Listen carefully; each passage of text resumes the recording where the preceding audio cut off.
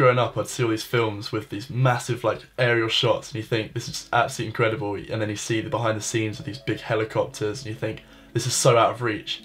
But then this technology suddenly floods in where you've got this little drone, like you can even buy them the size of your hand, and you can start filming shots almost on par with those sort of films, and that's just so exciting for us. My first proper drone flight, I crashed my drone. Yeah, I didn't really know what I was doing. I think I probably had no idea that there were actually like any rules or regulations. This was back when drones weren't sold with a little bit of paper telling you that there were like drone laws that you had to abide by.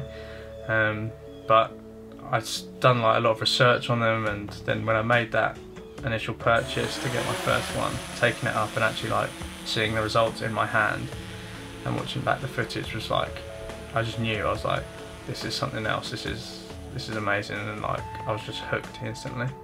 Doing commercial drone work has allowed us to travel a lot, so we've been all over the UK really, and on this little trip down into Europe.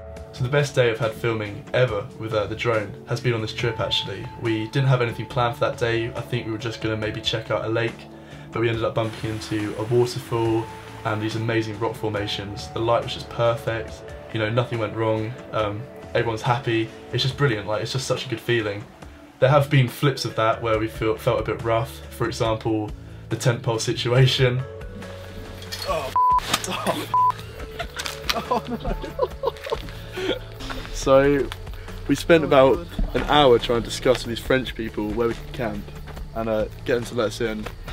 And it turns out we've forgotten the tent poles, so we're trying to rig up some sort of elaborate tent using like 5 tripods. And it's just not going to plan. So after charging batteries up to whatever hour in the morning, if you want to go catch sunrise, you've got to get up, sort yourself out, sort out all the gear, load all the gear, travel to the location, unload all of the gear, set up, and then hopefully the light's nice by that time. You know, there's a lot of things that have to line up in order for you to get that shot.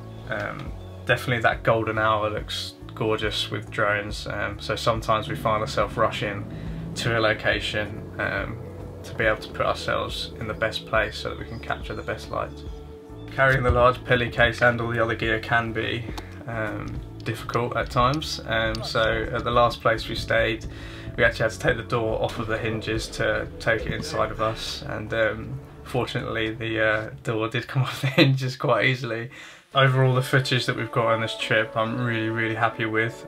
Getting an aerial perspective of things is it's usually like a brand new perspective of things that you often haven't seen. You know, there's been countless occasions where we've been really excited actually like seeing the shot firsthand, and we wouldn't be able to get any footage like that in the UK, and we kind of wanted to come down to the Alps, into the mountains, to get stuff that we wouldn't be able to back at home, and it's really paid off. Want